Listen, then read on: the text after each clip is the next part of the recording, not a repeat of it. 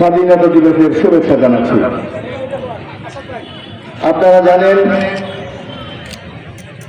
দীর্ঘদিন পাকিস্তানি শাসনের জাতাকলে নিষ্পেষিত হয়ে এদেশের মানুষ যখন তার অধিকার থেকে বঞ্চিত হয়েছিল, তখনই এই পূর্ব বাংলার মানুষ তৎকালীন পাকিস্তানের বিরুদ্ধে সেদিন তারা আন্দোলন সংগ্রাম করে তুলেছিলেন। আমরা সেদিন বৈষম্যের শিকার হয়েছিলাম।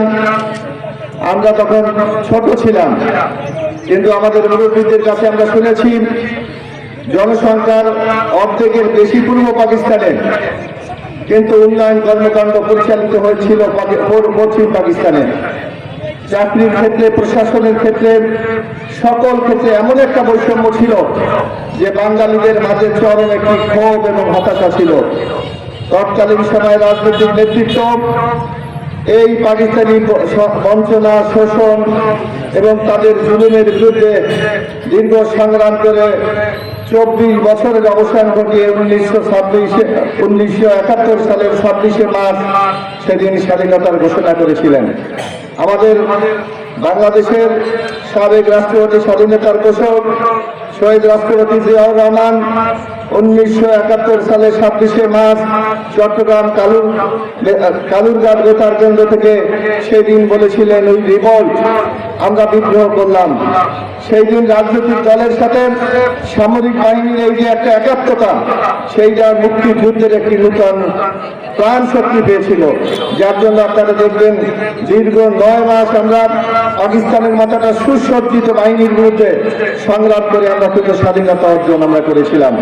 কিন্তু আমরা দেখেছি এই স্বাধীনতার সুফল আমরা এখনো বাংলাদেশের মানুষের ঘরে ঘরে পৌঁছে দিতে পারি নাই। এখনো আমাদের দারিদ্র্যের হার অনেক বেশি, এখনো আমাদের বেকারত্ব বেশি, এখনো সামাজিক সুবিচার আমরা প্রতিষ্ঠা করতে পারি নাই। কিন্তু মুক্তিযুদ্ধের যেই মূল চেতনা, সাম্য, মানবিক মর্যাদা এবং সামাজিক ন্যায় বিচার প্রতিষ্ঠা, সেই কাঙ্ক্ষিত লক্ষ্য আমরা এখনো অর্জন করতে পারি নাই। আজকে স্বাধীনতার এই শুভ লগ্নে দাঁড়িয়ে আমি সকলের প্রতি আহ্বান জানাতে চাই, আসুন বাংলাদেশটাকে আমরা নতুন ভাবে গড়ে তুলি। আপনারা জানেন, দীর্ঘদিন বাংলাদেশের মানুষ ভোটের অধিকার থেকে বঞ্চিত ছিল। তারা ভোট দিতে পারে নাই, তারা কথা বলতে পারে নাই, তারা মানব অধিকার লঙ্ঘিত হয়েছে। হত্যা, গুম, খুনের মাধ্যমে বাংলাদেশের মানুষের কণ্ঠকে রোধ করে রেখেছিল। কিন্তু আমরা দেখেছি গত 5ই আগস্ট একটি ছাত্রগণ অভ্যুত্থানের মাধ্যমে বাংলাদেশের মানুষ সেই বন্দী দশা থেকে মুক্তি পেয়েছিল। আজকে 12ই ফেব্রুয়ারি একটি নির্বাচনের মাধ্যমে আমরা বাংলাদেশে একটি নূতন জনগণের সরকার পেয়েছি।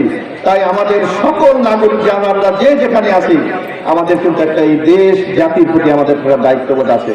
আমরা স্ব জায়গায় থেকে যদি আমরা আমাদের দায়িত্ববোধটা পালন করতে পারি, আমি আশা করি বাংলাদেশটাকে একটি সোনার বাংলাদেশে আমরা রূপান্তরিত করতে পারবো। ইতিমধ্যে আপনারা লক্ষ্য করেছেন, 12ই ফেব্রুয়ারি নির্বাচনে বিজয়ী হওয়ার পর বাংলাদেশের জাতীয়তাবাদী দলকে বাংলাদেশের মানুষ প্রায় 2/3 আসনে জয়লাভ করে এখানে একটি সরকার গঠন করেছে। আমাদের মাননীয় প্রধানমন্ত্রী তারেক রহমান অতীতের অনেক ভুল ভ্রান্তি কাটিয়ে উঠে আজকে দেখবেন একটি নূতন বাংলাদেশ গড়ে তোলার জন্য আমাদের সকলের প্রতি আহ্বান জানিয়েছেন। উনি দেখেন, উনি একটা খুব সিম্পল ভাবে চলাফেরা করেন। উনি সরকারের প্রোটোকল নেননি, উনি ফ্ল্যাগ ব্যবহার করেন না, এবং আমাদের প্রিয় নবী হযরত মুহাম্মদ সাল্লাল্লাহু আলাইহি ওয়াসাল্লামের অনুসৃত নীতি অনুসারে উনি আজকে বাংলাদেশ পরিচালনা করার জন্য বাংলাদেশকে নেতৃত্ব দিচ্ছেন। ইতিমধ্যে নির্বাচনে যে ওয়াদাগুলি করেছিলেন, আপনারা দেখেন পর্যায়ক্রমে সেই দাবিগুলো কিন্তু পূরণ করা হচ্ছে। ইতিমধ্যে ফ্যামিলি কার্ড পরিবর্তন করা হয়েছে, খাল খনন উদ্বোধন করা হয়েছে, মসজিদ, গির্জা, বেকদায় আজকে ইমাম, মুয়াজ্জিন এবং পুরোহিতদেরকে আজকে বেতন দেওয়া হচ্ছে।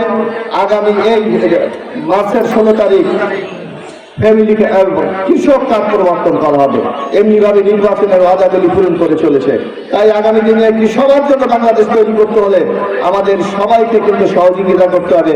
কারণ আগামী দিনে এই বাংলাদেশকে তৈরি করতে হলে আমাদের প্রত্যেকটি নাগরিকের সক্রিয় ভূমিকা থাকা প্রয়োজন। আমি আর কথা বেশি বাড়াবো না। আবারও কলাবাড়া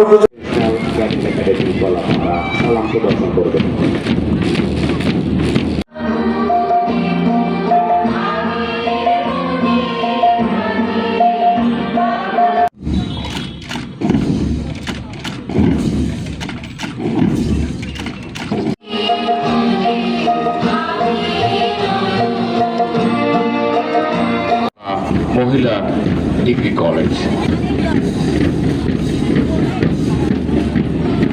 অনুষ্ঠানের সম্মানিত সভাপতি কলাপাড়া উপজেলা সুযোগ্য নির্বাহী অফিসার জনাব মোহাম্মদ কাউসার হামিদ রয়েছেন। কলাপাড়া উপজেলা সম্মানিত সহকারী প্রশাসনের ভূমি জনাব ইয়াসিন সাদিক। এ পর্যায়ে সভাপতি পাখিমারা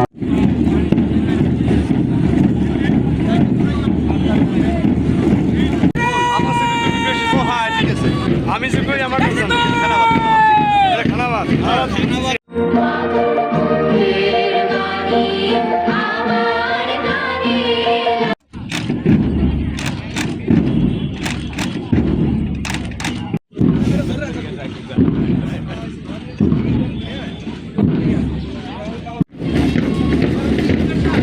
এবারে সালাম প্রদর্শন করবেন হেপুপাড়া নিসার উদ্দিন কামিল মাদ্রাসা।